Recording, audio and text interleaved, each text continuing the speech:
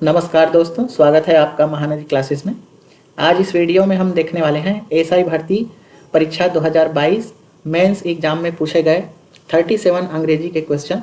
तो चलिए वीडियो की शुरुआत करते हैं, देखते हैं आज का first question. Select the option that correctly fills in the blank with the appropriate modal verb in the following sentences. यहाँ पर सेंटेंस दिया हुआ है ट्रेसपैसर्स ब्लैंक बी प्रोसिक्यूटेड। तो यहाँ पर कौन सा मॉडल वर्ब आएगा ये हमको बताना है। फर्स्ट दिया है विल। तो विल तो जो है फ्यूचर टेंस में यूज होता है भविष्य की घटनाओं के लिए। सबसे पहले हम जान लेते हैं ट्रांसपेसर का मतलब क्या है। तो ट्रांसपेसर का मतलब होता है अतिक्रमणकारी। अतिक्रमणकारी, ठीक है। तो ट्रांसपेसर्स यानी अतिक्रमणकारियों पर प्रोसिक्यूटेड। प्रोसिक्यूटेड का मतलब होता है मुकदमा चलाना। मुकदमा चलाना, ठीक है। तो इसका मतलब है कि जो अतिक्रमणकारियों हैं उन पर अवश्य मुकदमा चलाना चाहिए या चलेगा, ठीक है। तो विल तो नहीं होगा, विल जो है फ्यूचर टेंस में होता है, ये सामान्य घटना के लिए होता है। जबकि ये क्या है, मुकदमा जो है सामान्य घटना नहीं है, अवश्य एकदम नेसेसरी घटना है कि जो भी अतिक्रमणकारी है उन पर मुकदमा जो है जरूर चलाना चाहिए, ठीक है। तो सेकंड ऑप्शन है मस्ट। मस्ट जो है ये व्यक्तिगत बाध्यता यानी ऑब्लिगेशन को दिखाता है, पर यह जो है आधिकारिक आदेश के लिए नहीं होता है ना। शैल जो है बेस्ट होता है, तो मस्ट ये आधिकारिक आदेश के लिए नहीं होता है, तो ये भी नहीं होगा, ठीक है। जबकि ये क्या है, ट्रांसपेसर्स पे मुकदमा जरूर चलाना चाहिए, ये क्या है, आधिकारिक आदेश है। फिर नेक्स्ट हम देखते हैं ऑप्शन नंबर सी। सी ये जो है शैल है। तो औपचारिक जो भी नियम होते हैं, कानूनी नोटिस होते हैं या चेतावनी होते हैं, उसमें थर्ड पर्सन के साथ हमेशा शैल का प्रयोग किया जाता है, ठीक है। तो यही ऑप्शन हमारा राइट है। जितने भी औपचारिक नियम होंगे या कानूनी नोटिस वगैरह जारी होता है तो उसमें हमेशा शैल का यूज़ किया जाता है, और ये जो है एक कानूनी नोटिस है कि अतिक्रमणकारियों पर मुकदमा चलाया जाएगा, ठीक है। तो शैल इसका राइट आंसर हो जाएगा। और लास्ट है वुड। तो वुड जो है ये काल्पनिक स्थितियों के लिए उपयोग किया जाता है, तो ये भी नहीं होगा। तो जितने भी सरकारी आदेश वगैरह होते हैं उसमें क्या है, शैल का यूज़ होता है, तो इसका आंसर हो जाएगा शैल। फिर नेक्स्ट हम देखते हैं fill in the blanks and complete the sentence with the most appropriate complement clause in the following sentences. और यहाँ पर सेंटेंस दिया है the doctor advised me blank, यानी डॉक्टर ने मुझे खाली स्थान की सलाह दी। फर्स्ट दिया है I eat a balanced diet for better health. Second है to eat a balanced diet for better health. C दिया है eating a balanced diet for better health. और डी है eat a balanced diet for better health. तो यहाँ पर है first जो है ये व्याकरण की दृष्टि से अधूरा है, ठीक है। क्यों अधूरा है, क्योंकि एडवाइस के बाद है ना, एडवाइस के बाद हमेशा क्या आता है, एडवाइस के बाद हमेशा टू इन्फिनिटिव का प्रयोग होता है, ठीक है। तो फर्स्ट में टू इन्फिनिटिव नहीं है। टू इन्फिनिटिव का मतलब क्या है, टू के बाद वर्ब का फर्स्ट फॉर्म यूज होता है, इसको बोलते हैं टू इन्फिनिटिव। फिर सेकंड दिया है to eat a balance diet for better health. तो यही हमारा राइट आंसर है, क्योंकि यहाँ पर टू के साथ वर्ब का फर्स्ट फॉर्म आया है। तो डॉक्टर ने एडवाइस दिया क्या करने का, बैलेंस डाइट खाने का फॉर बेटर हेल्थ के लिए, तो ये इसका राइट आंसर हो जाएगा। थर्ड है eating, eating a balance diet, ठीक है। तो यहाँ पर एडवाइस है, तो एडवाइस के बाद जिरंड तब आता है ना, ईटिंग क्या है, ये जिरंड है यानी आईएनजी लगा है, तो ईटिंग तब आता है जब बीच में ऑब्जेक्ट नहीं होता। अगर ये मी नहीं होता तब ये ऑप्शन भी सही हो जाता, ठीक है। The doctor advised eating a balance diet for better health, इस तरह से। लेकिन एडवाइस के बाद क्या आया है, मी आया है, मी क्या है, ऑब्जेक्ट है। तो ऐसा अगर आता है, ऑब्जेक्ट आता है, तो फिर एडवाइस के साथ हमेशा क्या आएगा, टू प्लस इन्फिनिटिव ही आएगा, ठीक है, यानी टू प्लस वर्ब का फर्स्ट फॉर्म आएगा। और last eat a balance diet for better health, तो ये भी नहीं होगा, क्योंकि यहाँ पर टू आना चाहिए और टू गायब है, इसलिए ये भी गलत है। तो उम्मीद है ये आपको समझ में आया होगा, टू प्लस इन्फिनिटिव वाला था। फिर यहाँ पर हम देखते हैं fill in the blanks and complete the sentence with most appropriate main clause in the following sentences. यहाँ पर इसके बाद क्या आएगा वो हमको भरना है, मेन क्लॉज है ना, ये उसका सब क्लास है, तो मेन क्लास क्या आएगा वो हमको भरना है। सेंटेंस दिया है if I had studied harder. ठीक है, ये क्या है, ये एक कंडीशनल सेंटेंस है। 3-4 तरह के कंडीशनल सेंटेंस है। तो ये कौन सा कंडीशनल सेंटेंस है, तो इफ़ प्लस पास्ट है, यहाँ पर देख सकते हैं पास्ट परफेक्ट। ठीक है, तो जब इफ़ के साथ पास्ट परफेक्ट हो तो इसका जो सेकंड क्लास होता है वहाँ पर would plus have plus verb का थर्ड फॉर्म लगता है। ठीक है, तो यहाँ पर आप देख सकते हैं इफ के साथ हैड प्लस पास्ट परफेक्ट है। ठीक है, हैड यानी पास्ट परफेक्ट है ये, तो इफ के साथ पास्ट परफेक्ट है, तो अब इसके साथ क्या आना चाहिए, वुड हैव और वर्ब का थर्ड फॉर्म। तो ऑप्शन किस में है वुड हैव, ये हम देख लेते हैं। तो यहाँ केवल वुड है इसलिए ये गलत है, यहाँ विल हैव इसलिए ये गलत है, यहाँ हैव पास्ड है इसलिए ये गलत है, ये वाला है वुड हैव पास्ड, तो वुड हैव भी आ गया और वर्ब का थर्ड फॉर्म भी आ गया। तो ऑप्शन डी इसका सही आंसर है। तो इसको आपको ध्यान में रखना है ना, ये एक कंडीशनल सेंटेंस है। फिर नेक्स्ट हम देख लेते हैं यहाँ पर, choose the option that correctly transform the following sentences from active voice to passive voice. यहाँ पर एक्टिव से हमको पैसिव में चेंज करना है। यहाँ पर हम देख सकते हैं सेंटेंस दिया है they are building a new bridge in the city, यानी वे एक नया ब्रिज का बिल्डिंग बना रहे हैं सिटी में, वे सिटी में एक नया ब्रिज बना रहे हैं। ठीक है, तो ये कौन सा हो गया, ये कंटिन्यूअस टेंस हो गया, ईज एम आर के साथ आईएनजी आया है, तो ये कंटिन्यूअस टेंस हो गया। और कंटिन्यूअस टेंस का जब हम पैसिव बनाते हैं तो इसमें क्या आता है, तो इसमें आता है ईज एम आर सबसे पहले, तो इसमें जो ऑब्जेक्ट है उसको रखेंगे। ठीक है, तो object plus is am are आएगा, और उसके बाद पैसिव में आता है हमेशा कंटिन्यूअस रहेगा तो बीइंग आता है। ठीक है, तो यहाँ पर आएगा बीइंग और लास्ट में वर्ब का थर्ड फॉर्म। तो ऑब्जेक्ट फिर ईज एम आर फिर बीइंग और वर्ब का थर्ड फॉर्म। आपको याद रखना है अगर यहाँ पर कंटिन्यूअस टेंस है आईएनजी वाला है तो ईज एम आर के साथ आपको बीइंग लगाना है। ठीक है, और पैसिव के लिए हमेशा वर्ब का थर्ड फॉर्म आता ही है चाहे कोई सा भी टेंस हो। तो आपको केवल याद रखना है कंटिन्यूअस टेंस में ईज एम आर के साथ बीइंग लगता है। तो किस में आया हम देख लेते हैं। तो यहाँ पर दिया है ऑब्जेक्ट, सबसे पहले देख लेते हैं हम ऑब्जेक्ट क्या है, तो यहाँ पर अ न्यू ब्रिज है, तो अ न्यू ब्रिज, उसके बाद न्यू ब्रिज एक ही ब्रिज है, इसके साथ क्या लगेगा, ईज लगेगा, तो अ न्यू ब्रिज इज, फिर बीइंग आएगा तो बीइंग आया है, उसके बाद वर्ब का थर्ड फॉर्म, तो यहाँ बिल्ड यानी निर्माण करना है, तो उसका थर्ड फॉर्म आया है बिल्ट, और उसके बाद बाकी ये ऑब्जेक्ट है इन द सिटी और बाई देम, है ना, दे का क्या हो गया, देम हो गया, यहाँ पर सब्जेक्ट जो है ऑब्जेक्ट बन गया। तो ऑप्शन ए ही इसका राइट आंसर है। बाकी क्यों नहीं है, यहाँ विल हैव आ गया है जबकि आना क्या चाहिए था, ईज एम आर के साथ बीइंग। ठीक है, इसमें वाज आ गया है और बिल्ड आ गया है इसलिए ये भी गलत है। यहाँ पर विल भी आया है तो ये भी गलत है। तो आपको याद रखना है कंटिन्यूअस टेंस रहेगा तो is am are plus being plus verb का थर्ड फॉर्म आता है। फिर नेक्स्ट हम देख लेते हैं what is the most appropriate and correct translation in Hindi of the following sentence given in English।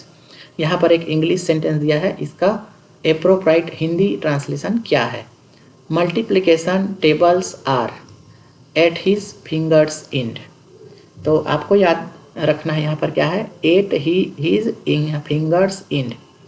ठीक है, ये एक मुहावरा है, मुहावरा क्या है, एट वंस फिंगर एंड, और इसका मतलब होता है किसी चीज़ का पूरी तरह से याद होना या फिर उस पर हम महारत हासिल कर लेते हैं वो।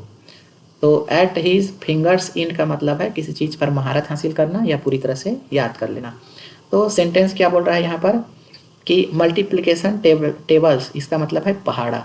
ठीक है, तो पहाड़ा उसको क्या है, पूरी तरह से याद है। तो फर्स्ट सेंटेंस यहाँ पर दिया हुआ है पहाड़े तो उसे फर फर याद है, यानी उसमें क्या है, उसने महारत हासिल कर ली है, तो ये बिल्कुल सही है। सेकंड ऑप्शन देख लेते हैं, गुड़न सारणी उसकी उंगली के सिरों पर है, तो ये तो बिल्कुल इसका वर्ड टू वर्ड ट्रांसलेशन हो गया। थर्ड है गुड़न सारणी उनकी उंगलियों की नोक पर है, ये भी इसका क्या है, वर्ड टू वर्ड ट्रांसलेशन हो गया। और लास्ट दिया है all the above A B and C. तो यहाँ पर हम देखेंगे तो जो इसका एक्चुअल होना चाहिए था वो ऑप्शन ए होना चाहिए था कि पहाड़े तो उससे फर फर याद है। ठीक है, यानी उसको जो है पहाड़े में मल्टीप्लिकेशन टेबल में बिल्कुल महारत हासिल है। तो राइट ये होना चाहिए, लेकिन व्यापम ने लिया है आंसर डी लिया है इसमें, कि तीनों को इसने सही माना है, सभी जो है इसके हिंदी ट्रांसलेशन है। तो यहाँ पर हिंदी ट्रांसलेशन दे दिया है ना, ट्रांसलेशन, इसीलिए ये तीनों को सही मान रहा है, ठीक है, क्योंकि ये भी इसका ट्रांसलेशन ही है, तो ये तीनों को सही मान रहा है। अगर पूछता कि इसका एक्चुअल मीनिंग क्या है, ठीक है, तो एक्चुअल मीनिंग पूछते तो ये वाला हो जाता, ठीक है, फर्स्ट वाला हो जाता। तो इसका ऑप्शन डी लिया हुआ है। फिर नेक्स्ट हम देखते हैं fill in the blank with suitable preposition. Preposition यहाँ पे लगाना है। Dolly left school blank at the age of 16 and went to work blank a bank. तो डॉली ने 16 साल की उम्र में स्कूल छोड़ दिया और went to work a bank, और फिर बैंक में वो काम करने लग गई। तो यहाँ पर हम देखते हैं फर्स्ट ऑप्शन में है थ्रू, ठीक है, तो थ्रू तो उम्र के लिए होता ही नहीं है, तो ये ऑप्शन तो गलत हो जाएगा। फिर यहाँ पर हम देख लेते हैं सेकंड ऑप्शन दिया है बी है आउट ऑफ, ठीक है, तो एज के लिए आउट ऑफ ये भी यूज़ नहीं होता है, तो ये भी गलत हो जाएगा। फिर अंडर, तो 16 की उम्र में इसको एज के लिए यूज़ करते हैं, तो अंडर तो यहाँ पर सही हो सकता है कि डॉली ने 16 साल के अंदर की उम्र में ही स्कूल छोड़ दिया, तो अंडर हो सकता है। लेकिन बैंक के लिए अराउंड नहीं हो सकता है ना, कि वह अराउंड का मतलब आसपास, वह बैंक के आसपास काम करने लग गई है ना, तो ये फिट नहीं बैठ रहा है। लास्ट है 8 और यहाँ पर इन, ठीक है, तो उम्र के लिए एक फिक्स उम्र है 16 साल, तो जहाँ पर फिक्स उम्र होता है ना, निश्चित होता है, तो वहाँ पर 8 लाख का यूज़ करते हैं। तो डॉली ने 16 साल की उम्र में स्कूल छोड़ दिया और वो बैंक में काम करने लगी, तो ऑप्शन डी इसका बिल्कुल राइट आंसर है। फिर 70 क्वेश्चन है, select the option that correctly fills in the blank with the appropriate preposition in the following sentence. यहाँ पर भी प्रीपोजिशन से हमको इन दोनों को फिल करना है। He thinks that he is superior blank to me, though he is very junior blank to me। इसका मतलब है कि वह सोचता है, he thinks का मतलब वह सोचता है कि वह मेरे से सुपीरियर है, हालांकि he is very junior me, हालांकि वह मेरे से जूनियर है, तो वह सोचता है कि वह मेरे सुपीरियर है, हालांकि वह मेरे से जूनियर है। तो यहाँ पर क्या आएगा, तो यहाँ आपको ध्यान रखना है कि जब भी सुपीरियर या जूनियर की बात आती है या सुपीरियर या जूनियर का प्रयोग करना रहता है, तो यहाँ पर जो है दैन गलत हो जाता है, ठीक है, फ्रॉम तो वैसे भी गलत है, दैन का यूज़ हम कंपेयर करने के लिए करते हैं और टू का करते हैं, तो जूनियर और सुपीरियर या सीनियर इस तरह से आएगा, तो इसके बाद हमेशा टू का प्रयोग होता है, इस बात को आपको ध्यान में रखना है। तो इसका राइट आंसर है option number C, he thinks that he is superior to me though he is very junior to me। तो यहाँ पर टू का दोनों जगह पे प्रयोग होगा, ये आपको ध्यान रखना है। और देन का भी यूज़ नहीं होगा, क्योंकि देन हम पहले ही बता चुके हैं कि सुपीरियर और जूनियर में केवल टू का यूज़ होता है, तो एक तरह से ये सुपीरियर और जूनियर के लिए फिक्स प्रीपोजिशन है, इसको आपको याद रखना है। फिर नेक्स्ट हम देखते हैं fill in the blanks and complete the sentence with the most appropriate relative class in the following sentences. तो रिलेटिव क्लास क्या होते हैं, तो ये whom, which, that, ये सब क्या है, रिलेटिव क्लास होता है, ठीक है। तो यहाँ पर कौन सा आएगा, सेंटेंस यह है the teacher blank was very knowledgeable. अब इनमें से कौन सा आएगा ये हमको बताना है। फर्स्ट है द टीचर, उसके बाद आ जाएगा whom we met at the conference, यानी कि टीचर जिनको हम कॉन्फ्रेंस में मिले, वाज वेरी नॉलेजेबल, वो बहुत नॉलेजेबल थे, ठीक है। तो यही हमारा राइट आंसर हो जाएगा। क्यों राइट आंसर हो जाएगा, क्योंकि जब भी किसी व्यक्ति के बारे में चर्चा होती है, टीचर क्या है, एक व्यक्ति है, तो व्यक्ति के बारे में चर्चा होती है, तो उसके साथ हमेशा जो रिलेटिव क्लास होता है वो होता है whom या whom, ठीक है। तो whom या who जो है इसका यूज़ करते हैं। which का यूज़ कब करते हैं, तो which का यूज़ चीज़ों के लिए है ना, थिंग्स के लिए या फिर एनिमल के लिए यूज़ किया जाता है। तो which का यूज़ जानवर के लिए या फिर वस्तुओं के लिए करते हैं। और दैट का यूज़ भी व्यक्ति एवं वस्तु दोनों के लिए किया जाता है, लेकिन इस सेंटेंस में अगर हम देखेंगे तो जो whom है वो ज़्यादा सही है, इसलिए ऑप्शन ए इसका राइट आंसर हो जाएगा। और वेयर का यूज़ तो होगा नहीं है ना, क्योंकि वेयर जो है स्थान के लिए आता है और यहाँ पर स्थान का जिक्र नहीं है बल्कि व्यक्ति का जिक्र है, टीचर का। तो इसलिए ऑप्शन ए इसका राइट आंसर है। फिर 72 नंबर का क्वेश्चन है, what is the correct translation of the following English sentences in Hindi. Sentence दिया है, the research findings were published in a prestigious journal. तो इसका हमको सही हिंदी ट्रांसलेशन यहाँ पर ढूंढना है, ठीक है। तो इसका क्या हो जाएगा, यहाँ पर हमको देखना है कि ये जो है पैसिव का फॉर्म है, ठीक है, यानी ये पैसिव वॉइस में दिया हुआ है, जो ऑब्जेक्ट है उसको सब्जेक्ट बनाया गया है, ठीक है। रिसर्च फाइंडिंग्स, तो रिसर्च फाइंडिंग्स का मतलब क्या होता है, इसका मतलब है शोध परिणाम, है ना। रिसर्च फाइंडिंग शोध परिणाम एक प्रतिष्ठित पत्रिका, प्रेस्टिजियस जर्नल यानी प्रतिष्ठित पत्रिका में प्रकाशित हुआ या हुए, ठीक है। तो रिसर्च फाइंडिंग यानी शोध परिणाम एक प्रतिष्ठित पत्रिका में प्रकाशित हुए, ये इसका राइट आंसर हो जाएगा, बिल्कुल सही यही है।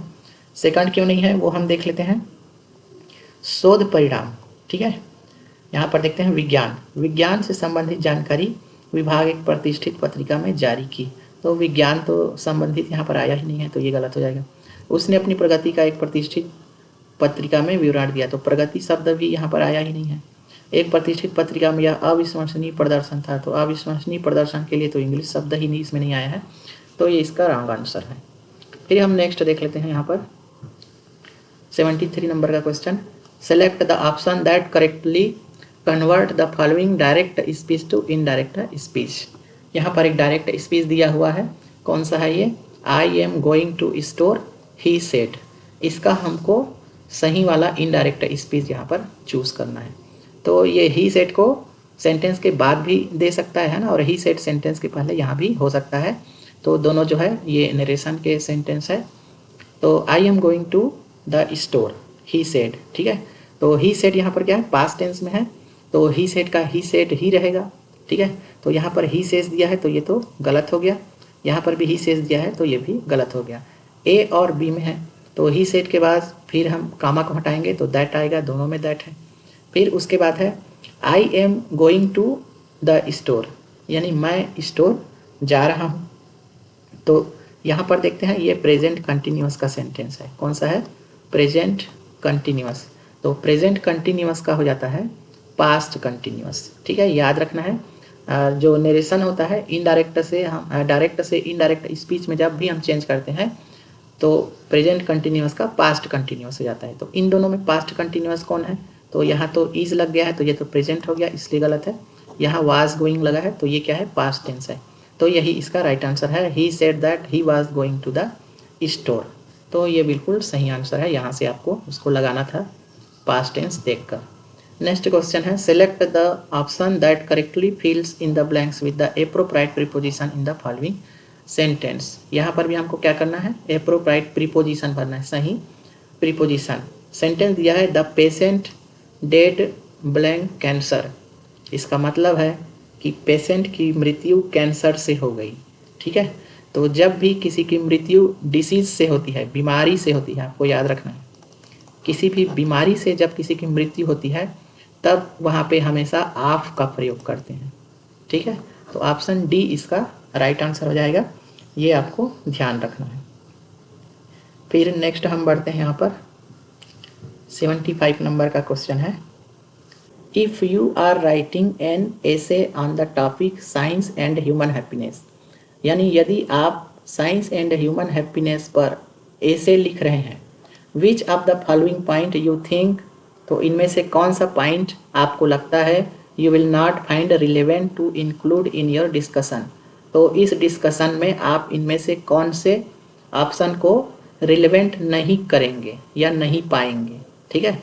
तो कौन सा ऑप्शन जो है साइंस और ह्यूमन हैप्पीनेस से संबंधित नहीं है, ये हमको देखना है। फर्स्ट दिया है रोल ऑफ साइंस एडवांसमेंट, यानी and also breakthrough in medicine technology and research that you have enhanced the quality of life and provided solution to societal challenges। तो इसको हम पढ़ते हैं फर्स्ट ऑप्शन को, तो यहाँ पर पाते हैं कि जो रोल ऑफ साइंटिफिक एडवांसमेंट है, यानी विज्ञान के एडवांसमेंट के रोल है वो क्या करता है, तो वो हमारे क्वालिटी ऑफ लाइफ को क्या करता है, इन्हेंस करता है। ठीक है, यानी सीधा सीधा सा मतलब है कि साइंस और मनुष्य की खुशी से जुड़ा है क्या है, क्वालिटी ऑफ लाइफ।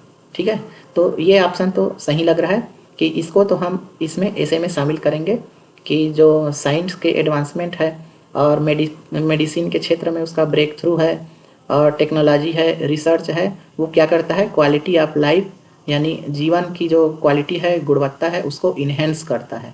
ठीक है, तो ये तो सकारात्मक पॉइंट है, ये पॉजिटिव है, तो ये तो बिल्कुल सही है। ठीक है, हमको पूछा है कि आप इसको उसमें शामिल नहीं करेंगे। और सेकंड हम देखते हैं इम्पैक्ट ऑन फिजिकल हेल्थ, यानी फिजिकल हेल्थ पर इसका प्रभाव through medical advancement such as vaccination, disease eradication and medical treatment in promoting the healthier society. तो हेल्दियर सोसाइटी को प्रमोटिंग करने के लिए वैक्सीनेशन का प्रोग्राम, डिजीज इरेडिकेशन, ये सारी चीज़ है ना, तो ये भी क्या है, एक सकारात्मक पॉइंट है ये भी, तो इसको भी हम शामिल करेंगे। ठीक है, तीसरा देखते हैं हम the non existence of the direct correlation between scientific progress and individual subjective happiness. अब यहाँ पर हम पाते हैं कि यहाँ पर सी ऑप्शन क्या लिखा है, non existence of direct correlation. इसका मतलब है बिटवीन साइंटिफिक प्रोग्रेस और इंडिविजुअल सब्जेक्ट, यानी किसी व्यक्ति और साइंस के बीच में, ठीक है, साइंटिफिक प्रोग्रेस के बीच में डायरेक्ट कोरिलेशन एग्जिस्ट नहीं करता है। ठीक है, तो ये क्या है, ये नेगेटिव पॉइंट हो गया। हम ऐसे क्या लिख रहे हैं, हम ऐसे लिख रहे हैं साइंस और ह्यूमन हैप्पीनेस के बारे में, यानी विज्ञान और मनुष्य की खुशी के बारे में, लेकिन ये नेगेटिव पॉइंट होगा। यहाँ पे बोल रहा है कि साइंस, साइंटिफिक प्रोग्रेस और इंडिविजुअल सब्जेक्ट यानी व्यक्तिगत जो सब्जेक्ट है उनके भी तो डायरेक्ट नॉन एग्जिस्टिंग है। ठीक है, कोई संबंध नहीं है बोल रहा है, इसका मतलब ये हमारा नेगेटिव पॉइंट हो गया। तो इसमें नेगेटिव पॉइंट ही पूछा है कि इसको आप शामिल नहीं करेंगे, तो इसी को हम शामिल नहीं करेंगे, तो ऑप्शन सी इसका राइट आंसर हो जाएगा। यहाँ पर डी हम देखते हैं, तो the positive impact of technological innovation such as the internet, smartphone. ठीक है, तो ये इंटरनेट, स्मार्टफोन जैसे टेक्नोलॉजी इनोवेशन ये पॉजिटिव इम्पैक्ट डालते हैं। तो इतना पढ़ने से हमको समझ में आ गया ये भी जो है पॉजिटिव चीज़ है। तो इसमें हमको ये देखना रहेगा कि जो ए है, बी है और डी है, ठीक है, इसमें पॉजिटिव चीज़ें दी गई है, तो पॉजिटिव चीज़ों को तो हम इसमें डालेंगे, है ना। नेगेटिव चीज़ क्या है, तो सी में नेगेटिव चीज़ दी गई है, तो किसको नहीं शामिल करेंगे, तो इसी नेगेटिव चीज़ को नहीं शामिल करेंगे, है ना। तो इसको थोड़ा थोड़ा पढ़ने से ही ये समझ में आ जाता है। फिर 66 है, select the option that correctly fills in the blanks with the appropriate modal verb in the following sentence. यहाँ पर मॉडल वर्ब भरना है। She blank speak 3 languages fluently. यहाँ पर हमको समझ में आ रहा है कि वह जो है फ्लुएंटली 3 लैंग्वेज स्पीक का मतलब बोलती है। ठीक है, तो यहाँ पर क्या आना चाहिए, अगर इतने का हम ट्रांसफर करेंगे तो वह बोलती है ना, स्पीक्स लगा देंगे तो, लेकिन यहाँ पर कौन सा मॉडल वर्ब आएगा, तो 3 लैंग्वेज वो बोल सकती है ना, इसका मतलब यहाँ पर क्या हो गई, एबिलिटी वाली बात आ गई, क्षमता की बात आ गई। तो जहाँ पर भी क्षमता यूज़ होता है तो वहाँ हम यूज़ करते हैं कैन, है ना, तो यहाँ पर हो जाएगा can. She can speak 3 languages fluently, वह 3 लैंग्वेज फ्लुएंटली बोल सकती है, यानी उसमें ये क्षमता है। ठीक है, फिर है शुड कब यूज़ करते हैं, जब किसी को हमको एडवाइस देना रहता है तब शुड का यूज़ करते हैं, तो यहाँ पर एडवाइस वाली बात नहीं है, क्षमता की बात है। ठीक है, मस्ट कब यूज़ करते हैं, जब ऑब्लिगेशन यानी अनिवार्यता होती है। ठीक है, अनिवार्यता, जैसे कि तुम्हें अवश्य जाना चाहिए अदरवाइज तुम्हारी माँ नहीं बच पाएगी। ठीक है, इस तरह के अगर सेंटेंस है तो वहाँ पर अनिवार्यता है, यू मस्ट गो वाली बात आ जाएगी। ठीक है, यू शुड गो मतलब यू शुड गो यानी तुमको जाना चाहिए, तो जाना चाहिए तो ये अनिवार्य नहीं है। ठीक है, यानी तुम जाओगे तो भी ठीक है, नहीं जाओगे तो भी ठीक है, लेकिन तुम्हें अवश्य जाना चाहिए, यू मस्ट गो। ठीक है, या तुम्हें अवश्य पढ़ना चाहिए, you must read otherwise you will fail, तो ऐसे जगह पर मस्ट लगता है अनिवार्यता। यहाँ पर अनिवार्यता जैसी कोई नहीं है, एबिलिटी है। फिर है वुड जो है ये इच्छा को व्यक्त करता है। ठीक है, पुरानी आदत या इच्छा को व्यक्त करता है, तो ये भी नहीं होगा, तो यहाँ पर एबिलिटी वाला था इसलिए कैन। फिर हम देखते हैं last 77, select the option that correctly fills in the blank with the appropriate preposition in the following sentences. यहाँ पर भी प्रीपोजिशन यूज़ करना है और ये है 77, ठीक है। तो यहाँ पर दिया है आई ऑलवेज प्रीफर कॉफ़ी, फिर है ब्लैंक टी। और अगर आप मेरा वीडियो रेगुलर देख रहे हैं ना, तो ये क्वेश्चंस आई थिंक मेरा जो 5वें नंबर का सीरीज़ का वीडियो है, ठीक है, जो PYQ सीरीज चल रहा है, 5वें नंबर का वीडियो है, उसमें 113 नंबर के क्वेश्चन में ये प्रश्न आया हुआ है, ठीक है। ये रिपीटेड क्वेश्चन है। ये 2022 में इसका एग्ज़ाम हुआ था SI का, और 2023 में जो असिस्टेंट मैनेजर प्रोसेस वाला जो एग्ज़ाम था असिस्टेंट मैनेजर का, उसमें ये क्वेश्चन रिपीटेड है। तो अगर आपने 5वां वीडियो देखा है मेरा, ठीक है, तो उसमें ये क्वेश्चन मैंने पहले ही करा दिया है। तो इसका आंसर जो है आप कमेंट बॉक्स में दीजिए कि इसमें से कौन आएगा, देन आएगा, टू आएगा, फ्रॉम आएगा, या कुछ और आएगा, ठीक है। तो इसका आंसर आप कमेंट बॉक्स में दीजिए 77 का। तो इससे आपको समझ में आता है कि क्वेश्चन जो है रिपीट होता है इंग्लिश का, ठीक है। मैं इसको बनाते बनाते जब मैं रिसर्च करता हूँ इस पर कि PYQ के आंसर मैं देखता हूँ, है ना, सारे क्वेश्चन जब खंगालता हूँ तो मुझे बहुत सारे प्रश्न ऐसे दिखते हैं जो कि दूसरे पेपर में आया हुआ है CG व्यापम के ही, है ना। तो उस आधार पर मुझे लगता है कि क्वेश्चन जो है रिपीट होता है, इसलिए PYQ करना बहुत ज़रूरी है। और रिपीट भी नहीं भी होगा फिर भी आपको एक पैटर्न समझ में आ जाएगा कि क्या क्या पूछता है ना। तो इसमें प्रीपोजिशन हर बार पूछ रहा है, फिर नरेशन का पूछ रहा है, एक्टिव पैसिव तो बिल्कुल फेवरेट है, ठीक है। तो ये सब आता है। और इसमें भी वो सीधा सीधा प्रश्न नहीं पूछते हैं, बल्कि वो प्रश्न पूछते हैं जो अपवाद रहता है, ठीक है। तो अपवाद को ज़्यादातर पूछा जाता है, जैसे मस्कुलाइन फेमिनाइन जेंडर का रहेगा, या फिर नंबर का रहेगा कि सिंगुलर प्लूरल वाला, तो उसमें जो है जो अपवाद रहता है उसी को पूछा जाता है। तो अगला प्रश्न हम देखते हैं, उसका आप कमेंट बॉक्स में जवाब दीजिए कि क्या रहेगा। Combine the following 2 sentences into 1। ये 2 सेंटेंस दिया है, the boy fell down, the boy was running. इसको हमको कंबाइन करना है, तो कौन सा इसका होगा ये हमको बताना है, ठीक है। फर्स्ट ऑप्शन दिया है the boy fell down while he was running, और सेकंड है the boy ran while falling down. फिर सी है when the boy ran he fell down. तो इतना पढ़ने से हमको ये समझ में आ रहा है, यहाँ पर देखते हैं ना, द बॉय फेल डाउन यानी लड़का गिर गया, द बॉय वाज रनिंग और लड़का जो है दौड़ रहा था, ठीक है। तो दौड़ रहा था तभी वो क्या हुआ, गिर गया। तो ऑप्शन ए में दिया है the boy was fell down यानी लड़का गिर गया, वाइल ही वाज रनिंग दौड़ने के दौरान। तो वाइल का मतलब होता है दौरान, ठीक है। तो लड़का जब दौड़ रहा था उसी दौरान वो क्या हुआ, गिर गया। तो ये भी इसका राइट आंसर है ए ही, क्योंकि वाइल का प्रयोग तब होता है जब एक काम रनिंग रहता है, ठीक है, और दूसरा काम हो जाए रहता है। तो यहाँ पर दौड़ने का काम क्या है, रनिंग है, और दूसरा काम क्या है, फेल डाउन, गिर गया वो, तो दूसरा काम हो चुका, ठीक है। तो इसके लिए हम वाइल का यूज़ करते हैं। तो ये बिल्कुल सही है इसको जोड़ने के लिए, कनेक्ट करने के लिए। बी क्यों नहीं है, तो बी यहाँ पर हम देखते हैं the boy ran while falling down.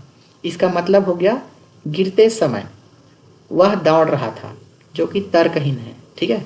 दौड़ते समय गिर गया ये बिल्कुल ठीक है, जबकि यहाँ पर क्या बोल रहा है कि गिरते समय वह दौड़ रहा था, तो ये तो उल्टी बात हो गई, इसलिए गलत हो गया। फिर है when the boy ran he fell down. इसका मतलब यह है कि यह भी सही लग सकता है ना, लेकिन वाइल निरंतर चल रहे काम को ज़्यादा बेहतर से बताता है। इसका मतलब हो गया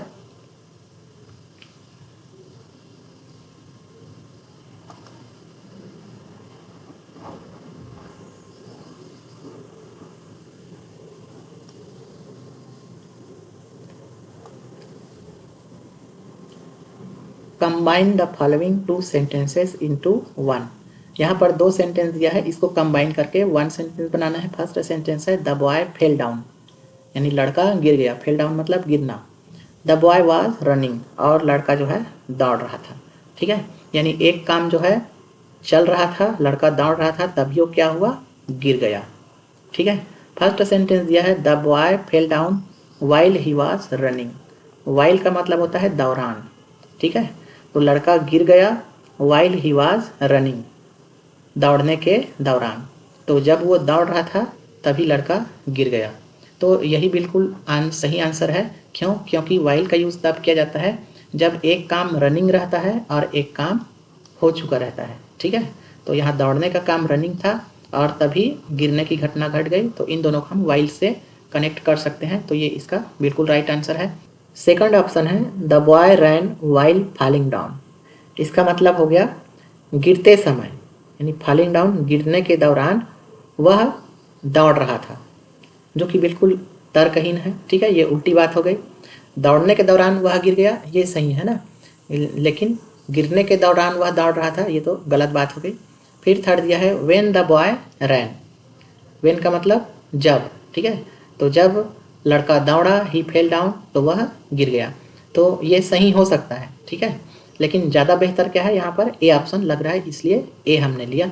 और लास्ट दिया है the boy falls down when he runs.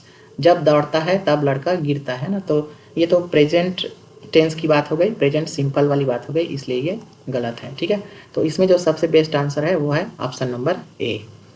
फिर 79 देखते हैं हम। Select the option that correctly fills in the blank with the appropriate preposition. ये भी प्रीपोजिशन ही है। ठीक है, she is good blank playing the piano. यहाँ पर क्या आएगा वो हमको बताना है। तो पहला है ऑन, इन, एट और विथ। तो ये क्वेश्चन भी रिपीटेड है। ठीक है, ये क्वेश्चन भी रिपीट है। सी इज़ गुड, गुड के साथ हमेशा एट आता है, ये आपको ध्यान रखना है। ये फिक्स प्रीपोजिशन है, गुड के साथ हमेशा एट आता है। ठीक है, तो यहाँ पर आएगा ऑप्शन नंबर सी।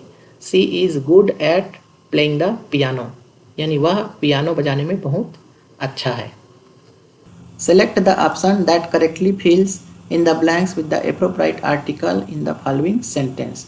यहाँ पर हमको सही आर्टिकल को चूज करके भरना है।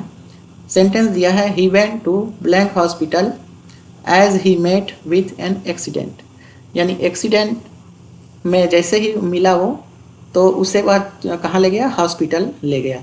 ठीक है, तो यहाँ पर हॉस्पिटल है, तो हॉस्पिटल जो है किस लिए बना रहता है, तो हॉस्पिटल इलाज के लिए ही बना रहता है। ठीक है, तो चाहे हॉस्पिटल हो या स्कूल हो या चर्च हो या फिर प्रिजन हो, ऐसे स्थान जो उसी उद्देश्य के लिए बनाए जाते हैं, यानी प्राइमरी पर्पस उसका वही होता है। ठीक है, तो हॉस्पिटल का पर्पस इलाज कराना ही है, तो वह वहीं उसे ले गया एक्सीडेंट वाले पीपल को। तो ऐसे स्थान पर कोई भी आर्टिकल नहीं लगता है। ठीक है, तो जो जिस पर्पस के लिए बनाया गया है, अगर वहीं उसको ले जा रहा है, तो ऐसे के लिए कोई भी आर्टिकल का यूज़ नहीं करते हैं। चूँकि वह एक्सीडेंट के कारण इलाज के लिए अस्पताल गया, इसलिए आर्टिकल नहीं लगेगा। ठीक है, तो इसका जो राइट आंसर है वो है option number D, no article needed. अगर वह किसी से मिलने जाता तब द हॉस्पिटल कह सकते थे। फिर नेक्स्ट हम देखते हैं what is the most appropriate and correct English translation of the following sentence given in Hindi, यानी सही इंग्लिश ट्रांसलेशन क्या होगा ये हमको बताना है। आज आपका यहाँ कैसे आना हुआ जनाब, तो ये हमको बताना है। फर्स्ट ऑप्शन है tell me sir why have you come here today. Second दिया है for what purpose have you come here today sir. और थर्ड है how have you come here today sir. और चौथा दिया है what brings you here today sir. ठीक है, तो इसका जो राइट आंसर है वो है option number D, what brings you here today sir. इसका मतलब ही होता है आज आपका यहाँ कैसे आना हुआ। ठीक है, तो इसका राइट आंसर है ऑप्शन डी। इंग्लिश का ये फेमस सेंटेंस है, प्रचलित मुहावरा है। इसका उपयोग तब किया जाता है जब किसी से बहुत ही शिष्टता के साथ उनके आने का कारण पूछते हैं। ठीक है, तो ये क्या है, what brings you here today, ये एक मुहावरा है। और जब बहुत ही पोलाइटनेस के साथ किसी को उनके आने का कारण पूछा जाता है, तब इस मुहावरे का यूज़ किया जाता है। ठीक है, यह हिंदी के कैसे आना हुआ का सटीक भाव प्रदर्शित करता है। ठीक है, तो कैसे आना हुआ बोलते हैं ना, उसी को हम बोल देते हैं व्हाट ब्रिंग्स यू हियर। ठीक है, तो ये इसका राइट आंसर है। यहाँ पर हम फर्स्ट ऑप्शन और सेकंड ऑप्शन को देखते हैं। जैसे तो ये जो है थोड़े रूखे वर्ड है। ठीक है, ये अच्छे वर्ड नहीं है, मतलब शिष्टता इनमें दिखती नहीं है, इसलिए ये दोनों गलत हैं। इन चारों ऑप्शन में सबसे बेस्ट है सी, डी। और सी में हम देखते हैं how have you come here today, तो इसका सीधा सा मतलब है कि आप कैसे आए, how have you come here, यानी आप यहाँ कैसे आए। तो जैसे जब हम किसी साधन के बारे में पूछ रहे हैं ना, कैसे आए का मतलब बस से आए कि कार से आए, तब ऐसे पूछा जाता है हाउ हैव यू कम। तो इसमें जो सबसे सुटेबल आंसर है वो है ऑप्शन डी। फिर नेक्स्ट हम बढ़ते हैं, what would be an appropriate topic for an essay on ethical consideration in artificial intelligence. यानी आर्टिफिशियल इंटेलिजेंस में एथिकल कंसिडरेशन यानी नैतिक विचार के, ठीक है। तो आर्टिफिशियल इंटेलिजेंस में नैतिक विचार पर एक ऐसे लिखने के लिए इनमें से कौन सा टॉपिक सबसे एप्रोप्राइट होगा, सबसे सही होगा, वो हमको बताना है। तो यहाँ पर हम देखते हैं the rise of e commerce in the digital age. तो ये ई कॉमर्स से संबंधित है, ई कॉमर्स का उदय, ठीक है। फिर सेकंड है the benefit of organic farming, यानी ये जो है जैविक कृषि के लाभ से संबंधित है। फिर the impact of climate change on coastal community, यानी ये जो है क्लाइमेट चेंज पर आधारित है, कोस्टल कम्युनिटी से संबंधित। और लास्ट है the ethical implications of facial recognition technology, यानी जो फेस रिकॉग्नाइज वाला, चेहरा पहचानने वाला जो होता है ना, उसको बोलते हैं फेशियल रिकॉग्नाइजेशन टेक्नोलॉजी। तो इसमें जो है ये सबसे अच्छा लग रहा है ऑप्शन नंबर डी। क्यों लग रहा है? क्योंकि ए जो है ई कॉमर्स से संबंधित है, और बी जो है ये ऑर्गेनिक फार्मिंग यानी जैविक खेती, और सी जो है जलवायु परिवर्तन से संबंधित है, जिनका एआई की नैतिकता से कोई सीधा संबंध नहीं है। जबकि ऑप्शन डी हम देखेंगे तो ये फेशियल रिकॉग्निशन यानी चेहरा पहचानने के तरीके से संबंधित है, और इसके इस्तेमाल से प्राइवेसी यानी निजता और डेटा सुरक्षा से जुड़े नैतिक सवाल खड़े होते हैं, ठीक है। तो चेहरा पहचानने वाला है, तो ये जो है किससे संबंधित है? प्राइवेसी से संबंधित है और डेटा सुरक्षा से संबंधित है। तो इस पर जो है इथिकल कंसिडरेशन खड़ा हो सकता है, ठीक है। यानी इस पर एथिकल यानी नैतिक विचार से संबंधित हम निबंध लिख सकते हैं। बाकी में उतना नैतिकता अगर नहीं भी रहेगी तो कुछ नहीं होगा, ठीक है, लेकिन ये जो है नैतिकता से ज़्यादा संबंधित है, इसलिए एआई एथिक्स के लिए सबसे उपयुक्त ऑप्शन डी ही है। फिर नेक्स्ट हम देख लेते हैं यहाँ पर, choose the sentence that correctly uses the appropriate verb tense to express a future action that will definitely take place regardless of any condition. यानी यहाँ पर भविष्य की घटना के लिए सही वाक्य पूछ रहा है, ठीक है। तो फ्यूचर के घटना के लिए सही वाक्य क्या है ये हमको बताना है। फर्स्ट दिया है I may visit my relatives in America next summer, यानी यहाँ पर मे आ गया है, ठीक है। तो मे क्या है? ये अनिश्चितता को दर्शाता है, यानी पॉसिबिलिटी बताता है ये मे। जबकि हमको यहाँ पर क्या पूछा है? डेफिनेटली वाला, ठीक है, यानी भविष्य की निश्चितता को दर्शाने वाला पूछ रहा है, यानी निश्चित रूप से जो काम होगा फ्यूचर में उसके बारे में, है ना। तो मे का मतलब आई मे विजिट, यानी मैं विजिट कर सकता हूँ, यानी सकता हूँ वाला बात यहाँ पर आ गया है। तो इसमें डेफिनेटली जैसा कोई चीज़ नहीं है, तो ये ऑप्शन गलत हो जाएगा। सेकंड दिया है I am visiting my relatives in America next summer, यानी अगले ग्रीष्मकाल में अमेरिका में मैं अपने रिलेटिव से विजिट कर रहा हूँ, यानी ये कंटिन्यूअस टेंस है, ठीक है। तो कर रहा हूँ, तो ये सही हो सकता है, ठीक है। बाकी को भी हम देख लेते हैं। I am going to visit my relatives in America next summer, अब ये गोइंग टू वाला है, ठीक है। गोइंग टू का मतलब ही होता है वाला वाली, ठीक है, वाला है या वाली है। तो I am going to visit यानी मैं विजिट करने वाला हूँ अपने रिलेटिव्स को अमेरिका में नेक्स्ट समर, ठीक है। तो गोइंग टू जो है ये किसको दर्शाता है? तो ये इंटेंशन को दर्शाता है, यानी इरादा को, ठीक है। यानी मेरा इरादा है कि मैं जाने वाला हूँ, यानी इसमें भी निश्चितता नहीं है, डेफिनेटली वाला पूछा है इसमें, तो निश्चितता यहाँ भी नहीं है।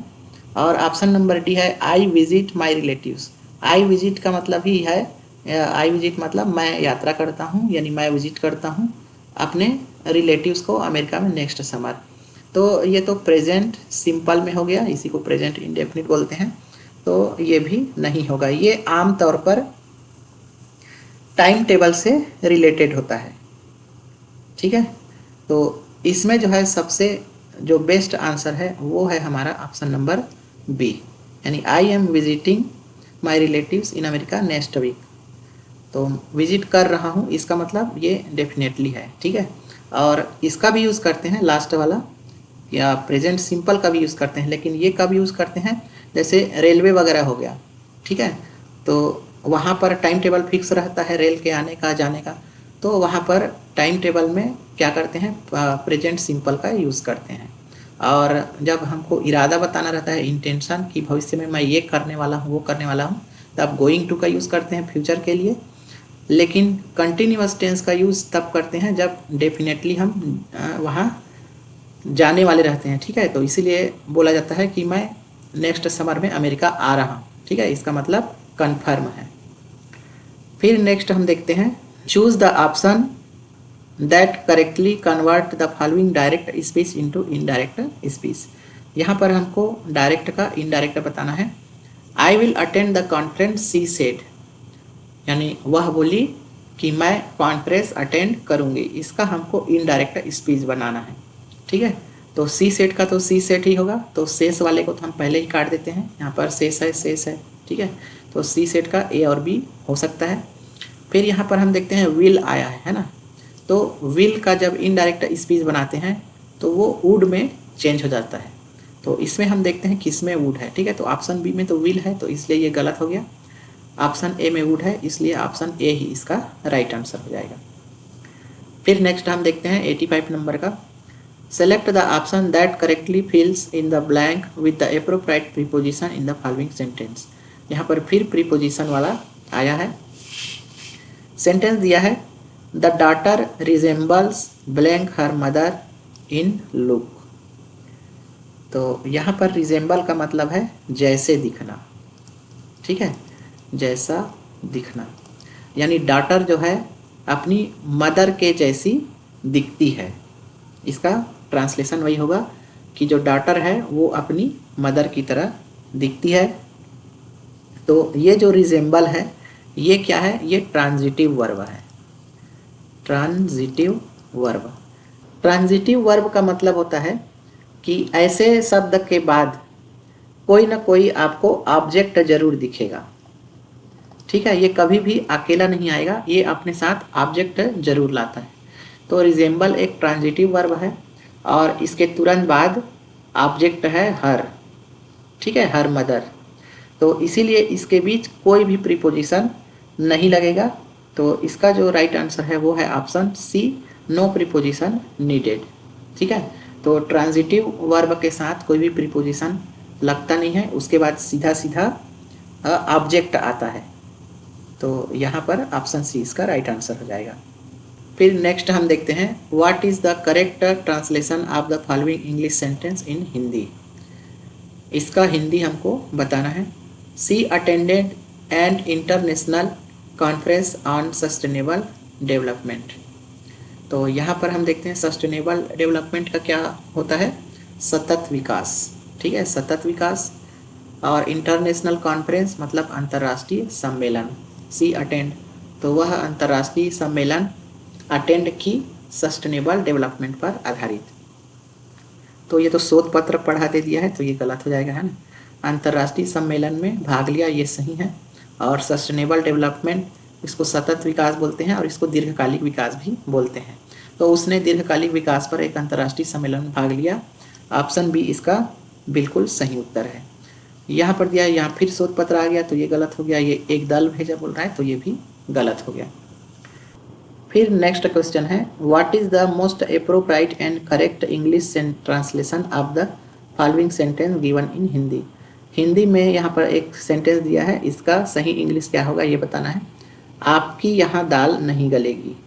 तो ये हिंदी का एक फेमस मुहावरा है, जिसका मतलब होता है कि आपका काम नहीं बनेगा, ठीक है। दाल नहीं गलेगी का मतलब काम ना बनना या फिर युक्ति सफल ना होना।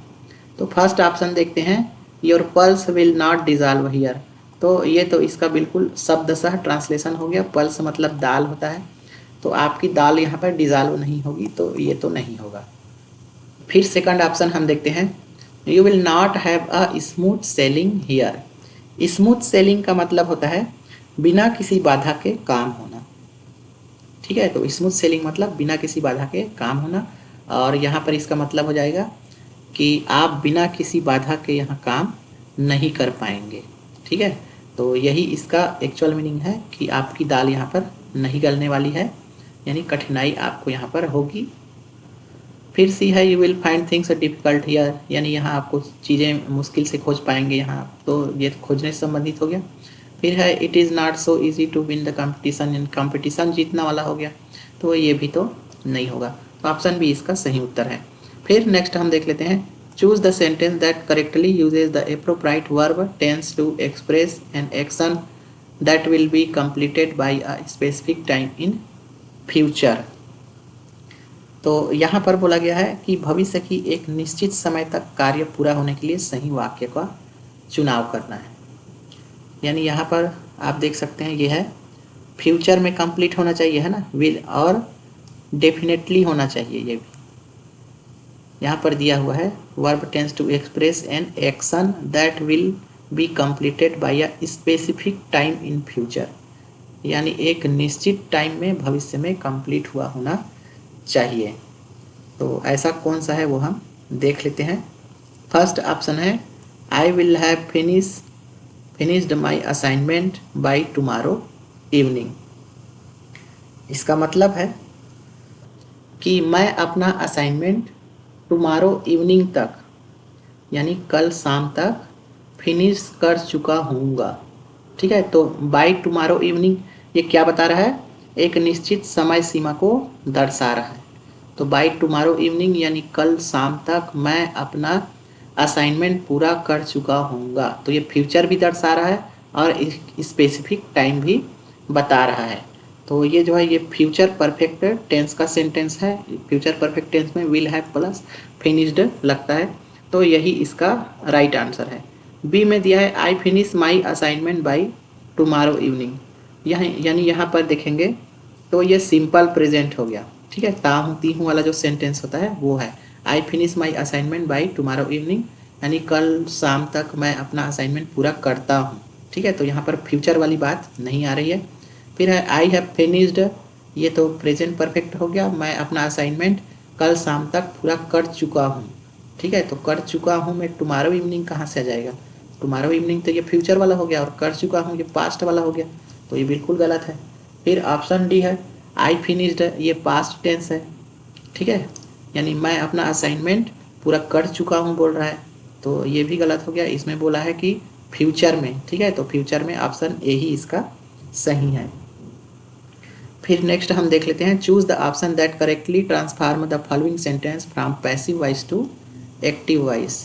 यहाँ पर पैसिव वॉइस दिया हुआ है, the book was written by a famous author, इसका हमको एक्टिव वॉइस करना है, ठीक है।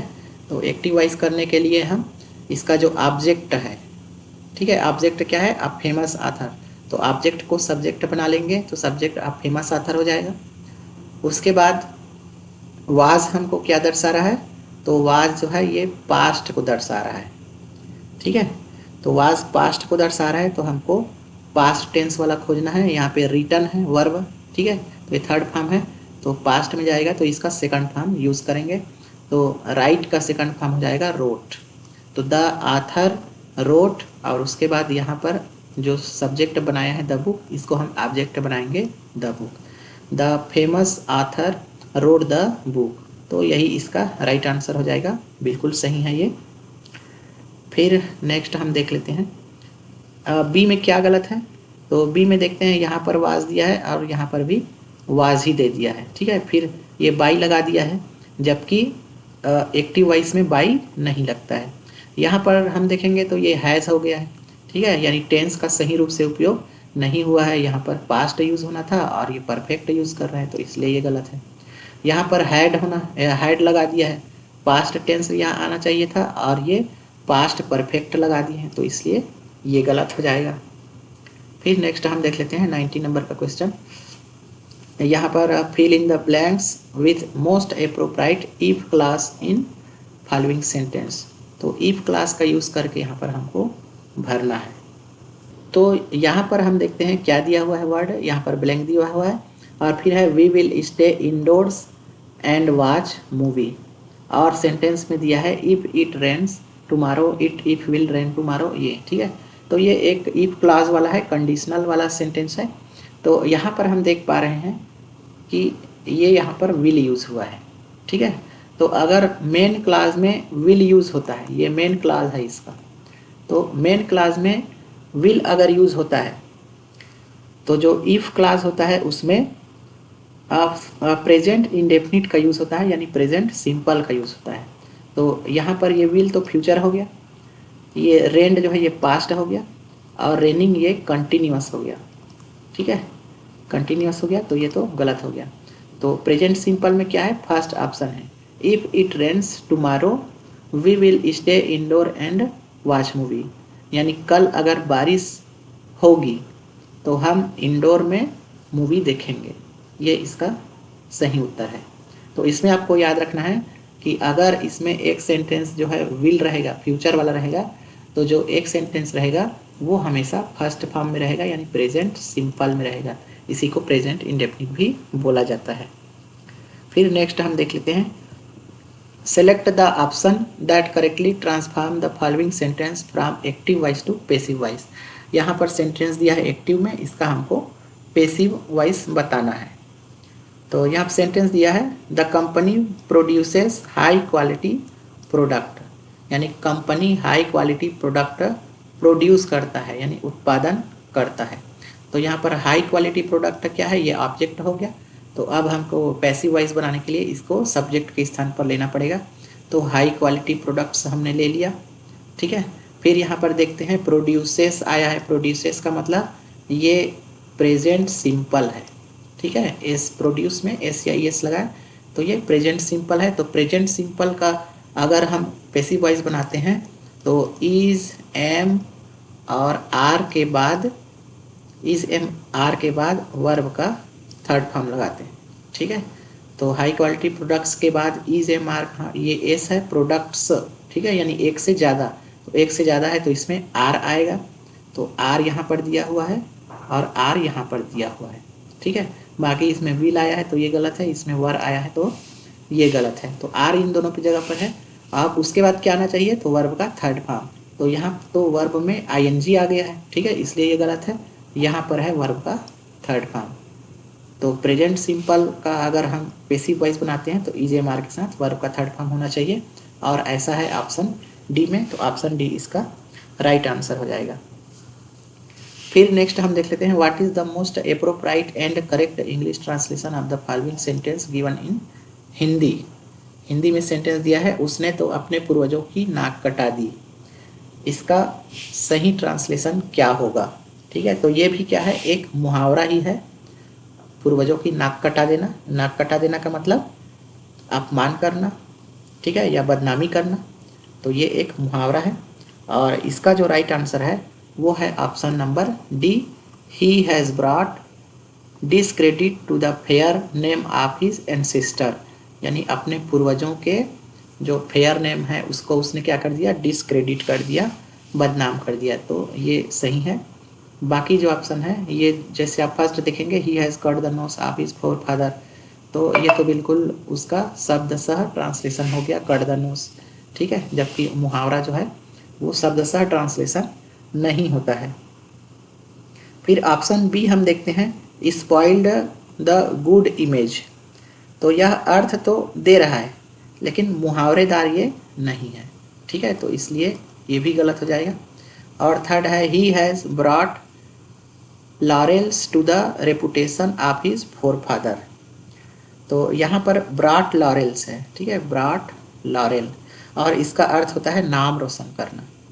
तो यहाँ पर तो नाक कटाने की बात हो रही है जबकि यहाँ पर नाम रोशन करने आ गया है ब्रॉट लॉरेल। तो इसको भी आपको याद रखना है, नेक्स्ट हो सकता है यही पूछ दे, ब्रॉट लॉरेल आ जाए, तो इसको भी आप याद रखेंगे। बढ़ते हैं next, combine the following two sentences into one. यहाँ पर दो सेंटेंस दिया है उसको हमको एक करना है। First sentence is the robbers looted the village, यानी जो लुटेरे हैं, रॉबर हैं, उन्होंने गांव को लूट लिया। द पुलिस अराइव्ड, और पुलिस वहाँ पे पहुँची। ठीक है, तो इसको हमको जोड़ना है। आप यहाँ पर सोचिए कि अगर पुलिस वहाँ पे पहुँच गई है तो रॉबर गांव को कैसे लूट लेंगे। ठीक है, इसका मतलब है कि रॉबर ने पहले गांव को लूट लिया, उसके बाद फिर पुलिस पहुँची, यानी पहले ये वाला काम हुआ और उसके बाद ये, पहले रॉबर वहाँ पर पहुँच के लूट लिए, उसके बाद फिर पुलिस वहाँ पर पहुँची। ठीक है, तो जब इस तरह से दो पास्ट की घटनाएं होती है, ठीक, तो जो पहले घटना घटता है उसमें लगता है हैड प्लस वर्ब का थर्ड फॉर्म, यानी पास्ट परफेक्ट टेंस लगता है, और जो बाद वाली घटना रहती है उसमें वर्ब का सेकंड फॉर्म यूज़ करते हैं, यानी पास्ट टेंस यूज़ करते हैं, पास्ट सिंपल। ठीक है, तो हम देख लेते हैं इसमें कौन सी घटना पहले घटी। तो रॉबर पहले लूट के ले गए। ठीक है, तो इसमें हैड प्लस वर्ब का थर्ड फॉर्म हम देख लेते हैं। तो इसमें तो नहीं है, हैड प्लस वर्ब का थर्ड फॉर्म नहीं है, यहाँ पर है हैड और ये वर्ब का थर्ड फॉर्म। ठीक है, और यहाँ पर तो पुलिस को हैड अराइव्ड बोल रहा है, तो यहाँ बी ऑप्शन में दिया है रॉबर। ठीक है, ये वाला पहला है, तो पहले में दिया है हैड प्लस वर्ब का थर्ड फॉर्म, तो यहाँ तक तो सही है। उसके बाद है दूसरा, हम देख लेते हैं द पुलिस अराइव्ड, तो यहाँ पर पुलिस अराइव्ड है, ये सेकंड फॉर्म है, तो यही इसका राइट आंसर है। थर्ड क्यों नहीं है, हैड अराइव्ड दे दिया है। ठीक है, यानी पुलिस यहाँ पर पहले पहुँचा बोल रहा है, तो पुलिस पहले पहुँचती तो लूट तो होता ही नहीं, तो ये तो गलत हो गया। और यहाँ भी यहाँ दे दिया है when the police arrived then the robber looted the village, तो ये ग्रामर के हिसाब से स्ट्रक्चर इसका सही नहीं है। ठीक है, ये पहले आना चाहिए था the robbers looted the village when the police arrived, तो ये सेंटेंस को आगे पीछे दे दिया है, इसलिए ये गलत है। इससे सबसे बेहतर है ऑप्शन नंबर बी। फिर नेक्स्ट हम देख लेते हैं which of the following is a suitable topic for an essay on the impact of social media on society, यानी सोसाइटी के सोशल मीडिया का सोसाइटी पर प्रभाव, इम्पैक्ट यानी प्रभाव के ऊपर एक ऐसे लिखना है, तो इसमें कौन सा जो है सुटेबल होगा। तो फर्स्ट ऑप्शन दिया है the influence of social media on political discourage, तो ये तो पॉलिटिकल डिस्करेज के ऊपर हो गया। फिर सेकंड दिया है the effect of social media on psychological relationship, तो ये साइकोलॉजिकल रिलेशनशिप हो गया, हमको बोला है सोसाइटी के ऊपर। ठीक है, तो the rise of social media agencies and influencer and there impact, ये तो सोशल मीडिया इन्फ्लुएंसर के राइज पर हो गया, उनका उदय हो रहा है उसके ऊपर। और थर्ड दिया है the role of social media in promoting mental health awareness, तो ये जो है सोशल मीडिया के रोल किसके ऊपर, तो मेंटल हेल्थ अवेयरनेस यानी मानसिक जो हेल्थ है उसके जागरूकता को प्रमोट करने के ऊपर है। इसमें अगर हम देखेंगे, है ना, तो ये चारों ऑप्शन जो है ये ठीक लग रहा है। अगर इसमें ऑल ऑफ द एबव रहता तो हम ऑल ऑफ द एबव को लगाते, क्योंकि ये सभी जो है सोसाइटी को किसी न किसी रूप में प्रभावित करते ही हैं। ठीक है, चाहे पॉलिटिकल डिस्करेज हो, चाहे साइकोलॉजिकल रिलेशनशिप हो, चाहे इन्फ्लुएंसर का इम्पैक्ट हो, ये सब सोसाइटी को प्रभावित करते ही हैं। लेकिन चूंकि इसमें ऑल ऑफ द एबव नहीं दिया है, तो इसमें जो सबसे बेस्ट आंसर है वो है ऑप्शन नंबर डी। फिर नेक्स्ट हम देख लेते हैं which topic is appropriate for an essay on the advantage of artificial intelligence in health care. यहाँ पर बोल रहा है कि हेल्थ केयर यानी स्वास्थ्य सेवा में आर्टिफिशियल इंटेलिजेंस के लाभ पर एक ऐसे लिखना है, तो कौन सा इसमें से सबसे बेस्ट होगा, सही विषय कौन सा है वो हमको बताना है। फर्स्ट दिया है the use of AI in medical diagnosis and treatment and integration of AI in patient monitoring system, यानी मेडिकल के डायग्नोसिस और ट्रीटमेंट में एआई का यूज़, और जो पेशेंट के मॉनिटरिंग सिस्टम है उसके इंटीग्रेशन में एआई का यूज़। तो ये तो हेल्थ केयर से संबंधित है। आगे हम देख लेते हैं और क्या क्या दिया है। The ethical challenge of AI in health care decision making, तो ये डिसीजन मेकिंग वाला हो गया हेल्थ केयर में। फिर है potential adverse impact of AI in health care workshop. तो ये हेल्थ केयर वर्कशॉप से संबंधित हो गया। और डी दिया है all the above A B and C, तो इसमें तीनों को शामिल कर रहा है। ठीक है, तो एआई का जो सबसे बेहतरीन यूज़ हो सकता है वो है ऑप्शन ए। इसमें सारी चीज़ आ गई, मेडिकल डायग्नोसिस और ट्रीटमेंट भी आ गया, और पेशेंट के मॉनिटरिंग सिस्टम यानी उनके देख रेख पर भी आर्टिफिशियल इंटेलिजेंस का युग, सारे चीज़ इसमें आ गए। तो सबसे बेस्ट है ऑप्शन ए। यहाँ बी और सी क्यों नहीं होगा ये हम देख लेते हैं। तो बी में क्या दिया है, एथिकल चैलेंज की बात की गई है, चैलेंज, ठीक है, यानी ये चुनौती हो गया। और सी में दिया है potential adverse impact. Adverse impact का मतलब है प्रतिकूल प्रभाव, ठीक है, तो ये प्रतिकूल प्रभाव के ऊपर हो गया, और ये जो है चैलेंज चुनौती के ऊपर हो गया। जबकि हमको क्या पूछा है, एडवांटेज पूछा है यानी लाभ, ठीक है, तो वो तो ये दोनों नहीं हो सकते, और ये दोनों नहीं हो सकते, तो ऑप्शन डी भी नहीं हो सकता, तो ऑप्शन ए ही होगा इसका। फिर नेक्स्ट हम देख लेते हैं, यहाँ पर 96 क्वेश्चन है।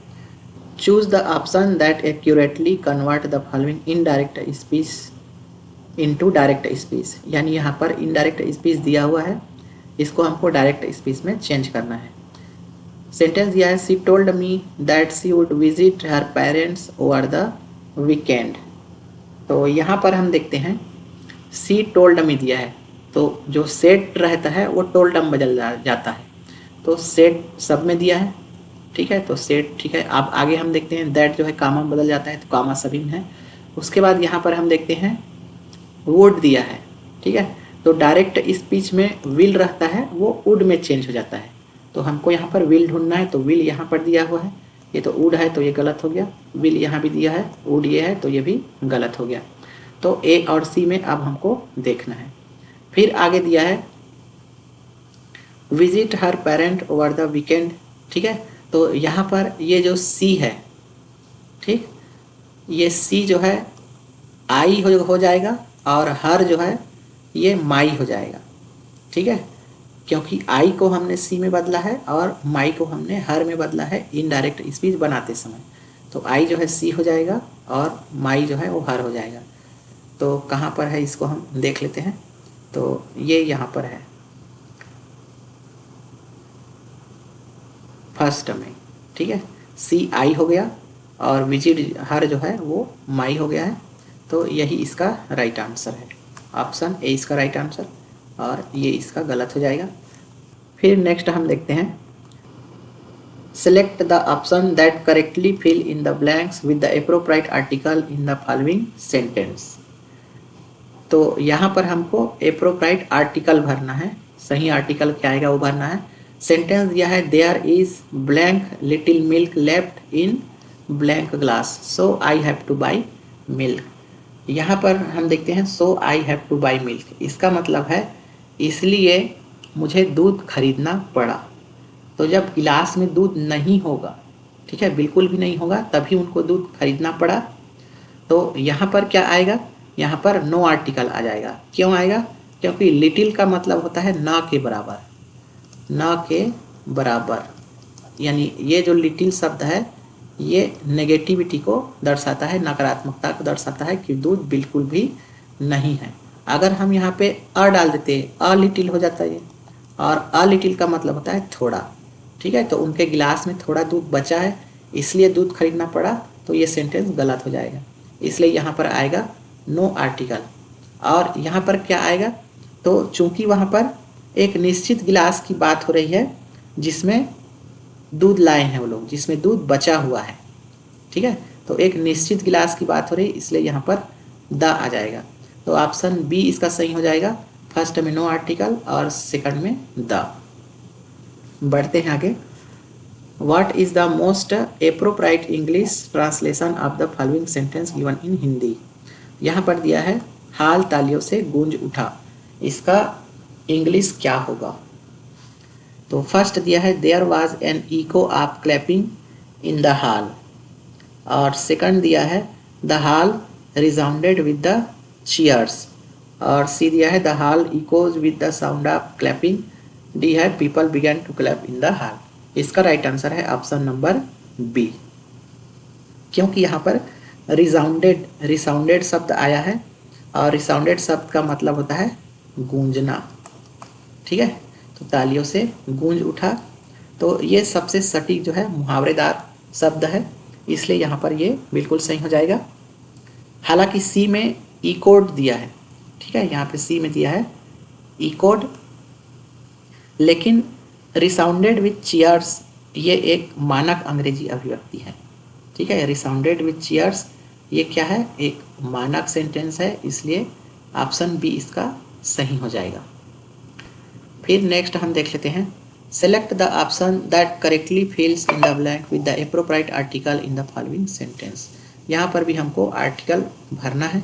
He is an engineer but he also plays blank piano in free time, यानी वह एक इंजीनियर है और वह अपने फ्री टाइम में पियानो भी बजाते हैं। तो इसमें जो सही हो जाएगा वो है ऑप्शन सी, द आर्टिकल लगेगा, क्योंकि किसी भी वाद्य यंत्र को बजाने की बात जहाँ पर करते हैं तो उसके नाम के पहले हमेशा डेफिनेट आर्टिकल यानी द आर्टिकल का प्रयोग किया जाता है। तो जिस भी वाद्य यंत्र की बात होती है तो वाद्य यंत्र के सामने हमेशा द लगता है। फिर लास्ट क्वेश्चन हम देखते हैं, what is the correct English translation of the following sentences given in Hindi. Hindi दिया है, आपका अभिप्रेत स्वरूप मेरे द्वारा प्रस्तुत किया जाएगा, तो इसका इंग्लिश क्या होगा ये हमको बताना है। फर्स्ट दिया है the proposed data will be analysed by the team, तो टीम के द्वारा, ठीक है, यहाँ पर दिया है मेरे द्वारा और यहाँ पर हो गया टीम के द्वारा, तो ये तो गलत हो जाएगा, ठीक है। ऑप्शन बी है योर इंटेंडेड प्रपोजल, अब इंटेंडेड प्रपोजल का मतलब ही है अभिप्रेत स्वरूप, ठीक है, तो यहाँ तक सही है। विल बी मतलब प्रेजेंटेड किया जाएगा, ठीक है, क्योंकि ये पैसिव वॉइस का सेंटेंस है ये, बाय मी मेरे द्वारा, तो यही इसका राइट आंसर है कि आपका जो इंटेंडेड प्रपोजल है वो मेरे द्वारा प्रेजेंट किया जाएगा, ठीक है, तो ये पैसिव वॉइस का सेंटेंस है, ऑप्शन बी इसका सही हो जाएगा। सी दिया है they will implement the project successfully, तो ये भी गलत हो जाएगा क्योंकि ये पैसिव वॉइस है ही नहीं। और I will prepare a comprehensive report, ये भी गलत ही है क्योंकि ये पैसिव वॉइस का सेंटेंस है, इसलिए ऑप्शन बी इसका राइट आंसर हो जाएगा। तो इस तरह से आज हमने इसमें बहुत सारे क्वेश्चन, लगभग 37 क्वेश्चन देखा, जो कि बिल्कुल हाई लेवल क्वेश्चन था, इसमें इजी कहीं भी नहीं था और एक दो क्वेश्चन रिपीटेड था। तो इसका आप ज़्यादा से ज़्यादा प्रैक्टिस कीजिए और ध्यान रखिए कि क्वेश्चन रिपीट होता है, इसलिए PYQ आप ज़्यादा से ज़्यादा कीजिए। तो आज के वीडियो में बस इतना ही, मिलते हैं नेक्स्ट वीडियो में। बहुत बहुत धन्यवाद। जय छत्तीसगढ़, जय भारत।